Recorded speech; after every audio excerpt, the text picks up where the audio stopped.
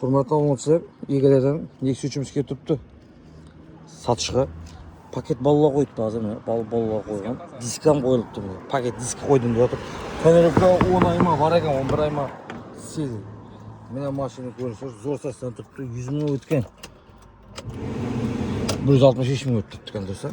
Konditsioner ber ishlab turibdi. Magnitofon bir chexolkamiz, chexoldan bu pодарок ketaverar. Qara chexolni.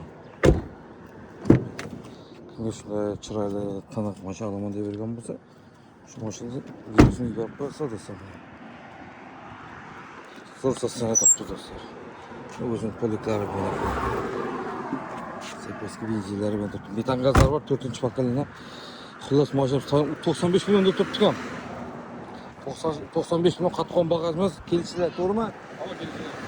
Kelishib aytib beramiz. Telefonlarimiz 97 242 0035 raqamga telefon 99dan 242 0035 raqam 2 nomeri var ekan.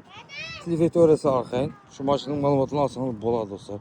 Azroq yetar-yetmasa qarashib turib, partiyadan bor, avtokritan bor. Telefon kesimi bo'ladi do'stlar. Bahası 95 milyon qaytiladi kelishadi. 2020ga 21 ishlab chiqaramiz. Tip turib qo'yamiz.